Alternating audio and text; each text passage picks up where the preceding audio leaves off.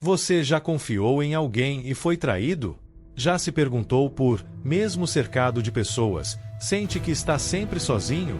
Já percebeu que nas horas mais sombrias até as vozes mais doces calam? Ouviram lâminas?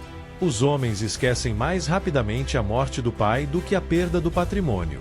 Essas palavras não foram ditas com cinismo. Foram sussurradas com a precisão de quem entendeu algo que poucos suportam. No jogo do poder, a amizade é apenas uma máscara e a confiança um convite à morte. Vivemos presos a uma ilusão confortável, a ideia de que seremos recompensados por sermos bons, leais, justos, que se subirmos a montanha com honestidade, seremos aplaudidos no topo por amigos verdadeiros.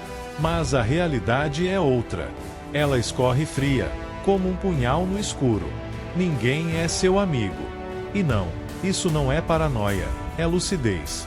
E é por isso que hoje, mais do que nunca, suas palavras atravessam os séculos como um grito sufocado entre alianças falsas e abraços envenenados. Quantas vezes você já viu isso? A amizade que vira oportunismo, a parceria que vira ameaça, a confiança que se converte em chantagem emocional.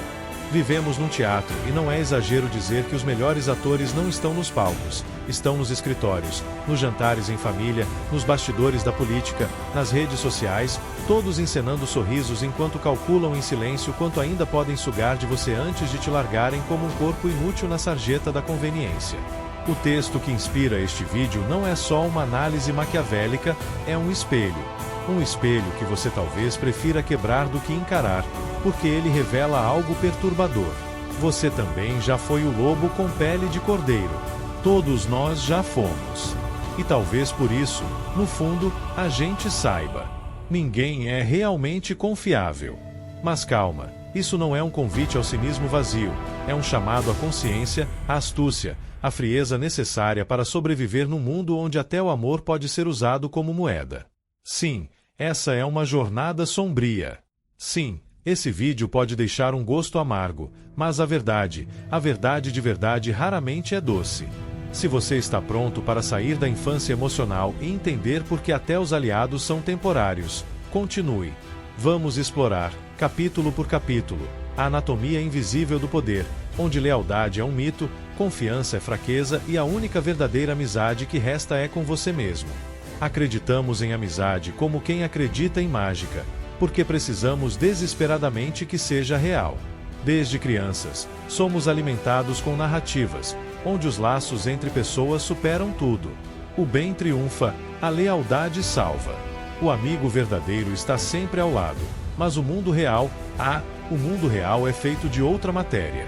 Uma matéria densa, opaca, pegajosa como lama, onde alianças são frágeis, promessas são provisórias e todo afeto carrega um contrato invisível. A amizade não é um valor, é uma tática. E como toda tática, tinha prazo de validade, é necessário saber dissimular. E dissimular o que senão a própria ideia de afeto. Na lógica, a amizade é útil enquanto serve ao poder. O resto é sentimentalismo burguês. Mas por que ainda acreditamos? Porque nos dói admitir que estamos sozinhos. A ilusão da amizade no jogo do poder cumpre um papel emocional. Ela acalma, embriaga, dá sentido. Você sente que tem aliados, que não está em guerra o tempo todo, que existe um nós contra o mundo. Mas esse nós é um devaneio. Na arena do poder há apenas eu e os outros. E os outros? Bom, os outros estão sorrindo enquanto afiam suas facas. Veja o que acontece nas empresas, nos grupos de influência, até mesmo entre criadores de conteúdo, artistas, ativistas. Enquanto você é útil, você é amado. Quando se torna um risco, um peso ou uma ameaça, é descartado ou devorado. Não é pessoal, é o jogo. Mas a traição quando vem parece pessoal, porque colocamos nossa alma onde só havia contrato. Confundimos conveniência com afeto. Acreditamos que aquilo que foi dito num momento de vulnerabilidade se manteria protegido. E esquecemos que os homens ofendem menos a quem amam do que a quem temem. Você ama seus aliados. Eles te temem. Se não te temem, em algum momento te trairão. Se não te respeitam como ameaça, te verão como vítima. E o que começa como cumplicidade termina como cadáver. A amizade, no contexto do poder, é um palco e os papéis se invertem com facilidade assustadora. Hoje você é o herói, amanhã o traidor, depois de amanhã o descartável. Tudo depende do roteiro e principalmente de quem está dirigindo a cena. Pense nas figuras públicas que caíram da graça por um erro, um escândalo, um áudio vazado, uma fala fora do tom. Onde estavam os amigos? Onde estavam os defensores leais? Sumiram como fumaça, porque a amizade deles era alugada, não doada. E contratos alugados se rompem quando o imóvel deixa de ser lucrativo. Isso pode soar amargo, mas é libertador. Quando você compreende que ninguém te deve lealdade eterna, você para de cobrar fidelidades impossíveis. E mais do que isso, você começa a enxergar com clareza quem está ao seu redor, não como amigos ou inimigos, mas como jogadores. E nesse jogo, ou você aprende as regras ou será manipulado por elas. Não se trata de virar um sociopata, não se trata de desconfiar de todos o tempo inteiro, mas de assumir que no jogo do poder, e o poder está em tudo até nos afetos, a amizade é antes de tudo um instrumento. E como todo instrumento, precisa ser compreendido ou será usado contra você. E acordar neste caso é enxergar que o abraço mais apertado pode esconder a lâmina mais afiada, que a lealdade declarada em público pode se transformar em rancor secreto no instante seguinte, que quem te aplaude agora pode te apedrejar amanhã, não porque você mudou, mas porque você já não serve. A pergunta não é, quem está do meu lado? Mas quem está comigo mesmo quando não sou mais útil? No tabuleiro do poder, a amizade é o cavalo mais bonito, mas também o mais instável. Montar nele é um risco, mas ignorá-lo é ingenuidade. Use-o, mas jamais confie nele. E agora que rasgamos esse véu, você está pronto para enxergar o que há por trás dos sorrisos? O traidor não chega vestido de preto, com olhos ardendo em malícia. Ele vem com um sorriso doce, um abraço morno, palavras que somam como música e promessas que parecem eternas. Ele se senta ao seu lado, ouve suas dores, elogia suas conquistas. Ele diz que está com você, que confia em você, que acredita em você. E talvez por um tempo até acredite. Mas o jogo muda. E quando o jogo muda, sorriso também muda. A lâmina aparece, não de repente, mas como quem já estava ali escondida desde o começo. É necessário ser raposa para conhecer as armadilhas e leão para aterrorizar os lobos. Ser apenas bom é ser carne. Ser apenas justo é ser mártir. Quem quer sobreviver precisa aprender a farejar o cheiro da falsidade antes que ele se torne sangue. Você já notou como a maioria das traições não acontece de forma súbita? Elas são como venenos lentos. Começam com gestos sutis, um elogio com veneno escondido, uma ausência no momento crucial, uma decisão tomada sem te consultar. Aos poucos você deixa de ser prioridade e quando percebe já foi empurrado para fora do tabuleiro por alguém que dizia te proteger. Nos bastidores do poder, tudo é linguagem e a linguagem do traidor é a ambiguidade. Ele nunca diz claramente o que quer. Ele insinua, ele manipula, ele chora, se for preciso. Ele se faz de vítima para que você peça desculpas por desconfiar. Enquanto isso, ele cava. Cava sua ruína com palavras que você mesmo disse, com segredos que você revelou, com gestos que você achou inofensivos. O sorriso é sua camuflagem, a sua confiança, o campo perfeito para o ataque. Lembra de César. Cercado por amigos, adorado pelo povo e ainda assim apunhalado no coração do Senado, não por bárbaros, não por inimigos declarados, mas por Brutus, seu filho, seu protegido, seu aliado mais íntimo, e Tito Bruti. Essa frase atravessou os séculos não porque é poética, mas porque é insuportavelmente real. Ela carrega sua essência da decepção máxima, a traição de quem mais confiamos e o mais cruel. Brutus não era necessariamente mau. Ele acreditava estar fazendo a coisa certa. A traição no jogo do poder raramente é movida por maldade pura, é movida por algo muito mais comum, interesse. Quando os interesses mudam, as lealdades evaporam. Quando o custo de te proteger se torna mais alto do que o benefício de te destruir, você é destruído. E se você não entende isso, será sempre pego de surpresa.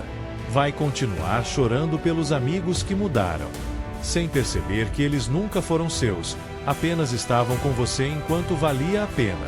A pergunta não é: me traíram, mas por eu permitir que chegassem tão perto. É duro ouvir isso, mas é necessário.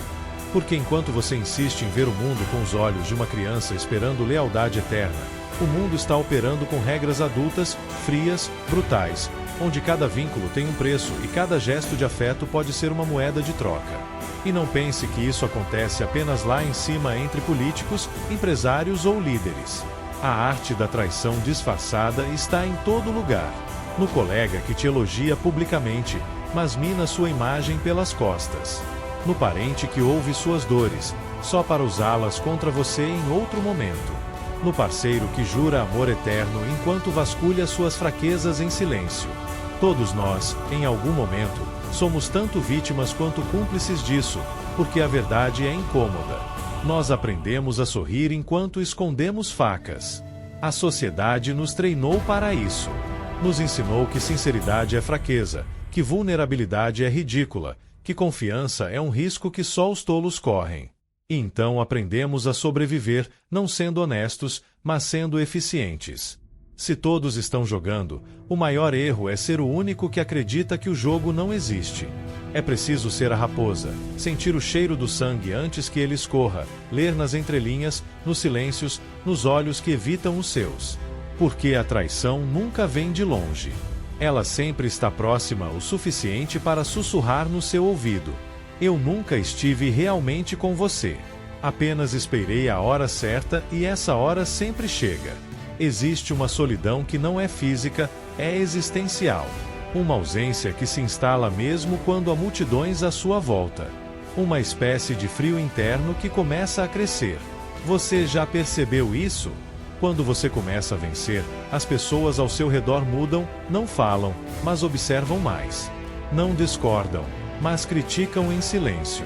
O sorriso se mantém, mas algo nos olhos desaparece. A autenticidade. O topo é um lugar onde a linguagem muda, a informalidade desaparece, os abraços viram cumprimentos formais, as conversas ganham filtros e a espontaneidade, que é o terreno onde a amizade floresce, morre sufocada por protocolos, cautela e interesses. E quando você tenta abrir o coração, percebe que tudo pode será usado contra você, não por maldade explícita, mas por um instinto coletivo de sobrevivência. A sua vulnerabilidade ali em cima não é comovente, é perigosa. É em um mundo onde todos competem. Expor uma fraqueza é abrir uma brecha, é dar munição ao predador que está esperando exatamente esse deslize. Carl Jung dizia que solidão não significa não ter pessoas por perto, mas sim não conseguir compartilhar o que realmente importa com ninguém. E é exatamente isso que acontece com quem ocupa posições de poder. Você pode ter conselheiros, fãs, bajuladores, mas quem escuta sua verdade mais crua? Quem vê seu medo, sua culpa, sua dúvida, sem transformar isso em chantagem emocional ou fraqueza política? Poucos, raríssimos, talvez ninguém. É por isso que líderes enlouquecem. Por isso que grandes nomes da história, reis, seus pensadores, terminam os dias mergulhados em desconfiança, paranoia ou cinismo absoluto.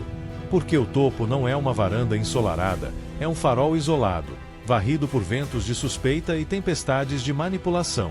E a solidão, nesse ponto, deixa de ser uma circunstância, vira uma condição.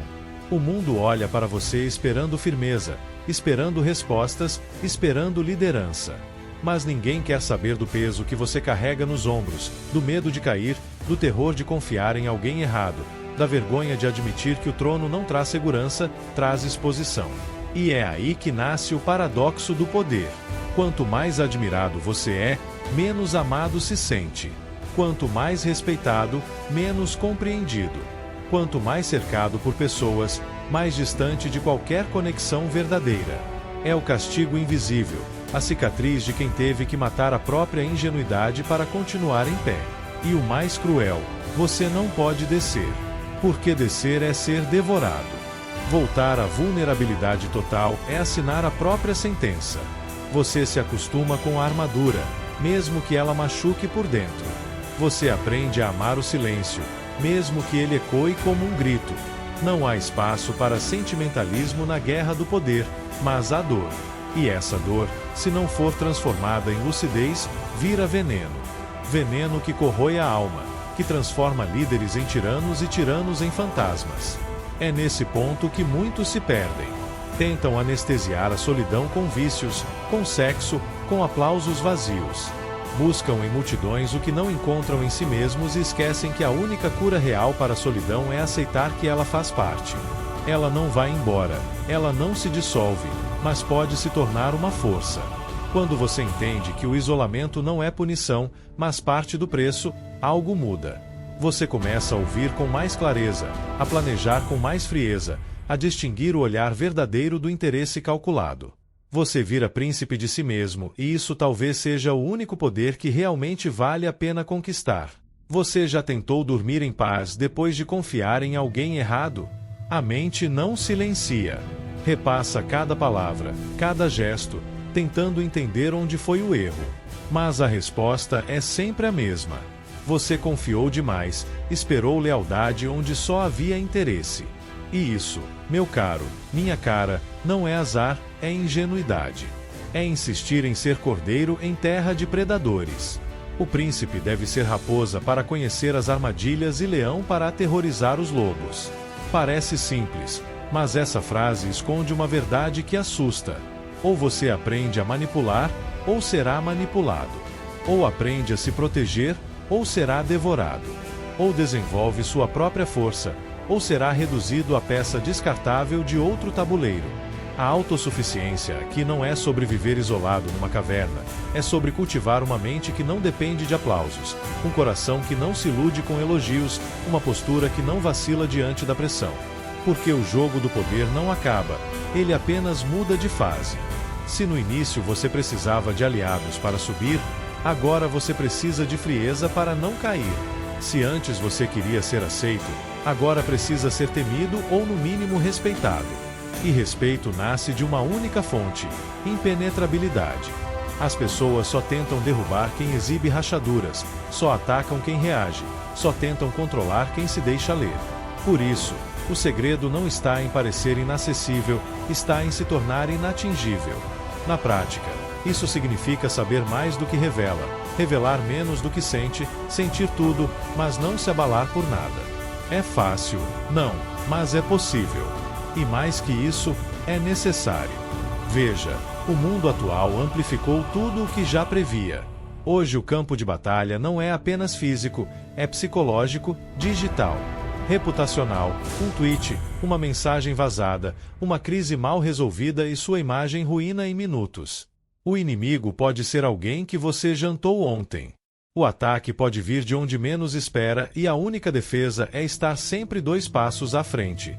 Autossuficiência, nesse sentido, é mais do que independência emocional. É uma forma de guerra silenciosa. É você dominar seu próprio ego, sua carência, sua pressa de agradar. É perceber que a necessidade de aprovação te deixa vulnerável. Quando você não precisa ser amado, não pode ser manipulado. Quando você não depende de ninguém, ninguém te controla. Quando você confia no seu silêncio mais do que nas palavras dos outros, você se torna indestrutível. Sim, há um preço. Você vai sentir frio, vai sentir que perdeu vínculos, que não pode mais contar com ninguém. Mas pergunte a si mesmo: alguma vez pode? Ou será que sempre esteve cercado de contratos emocionais com cláusulas invisíveis? A grande libertação vem quando você percebe que tudo aquilo que chamava de amizade era dependência.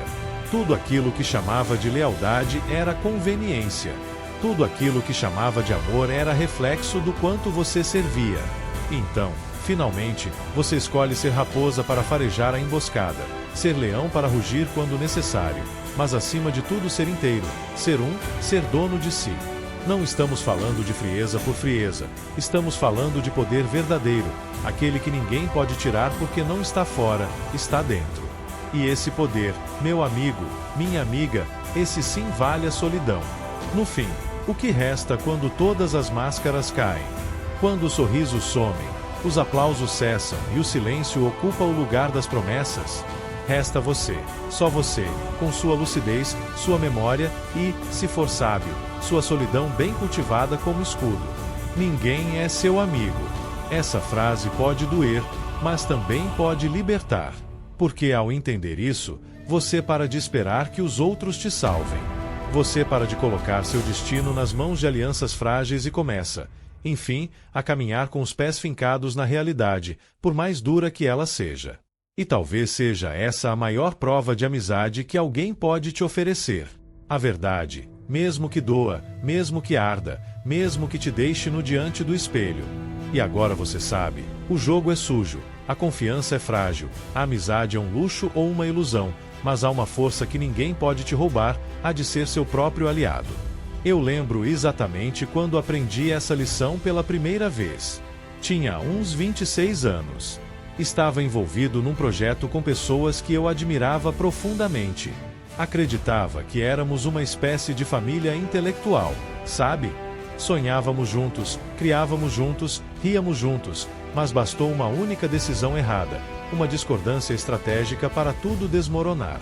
Não houve briga, houve silêncio.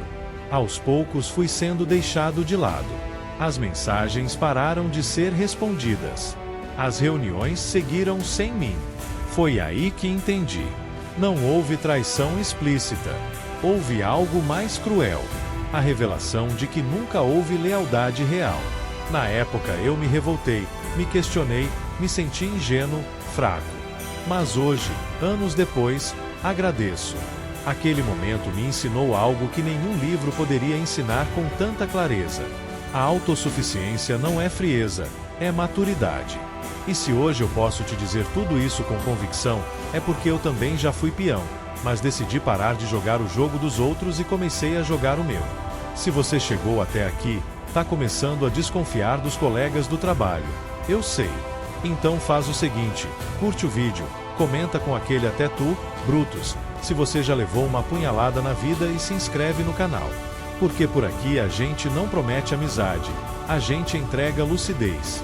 E agora tem 2 vídeos aparecendo na sua tela. Um deles vai te mostrar porque confiar nas pessoas pode ser seu maior erro. O outro, bem, digamos que ele revela o que acontece quando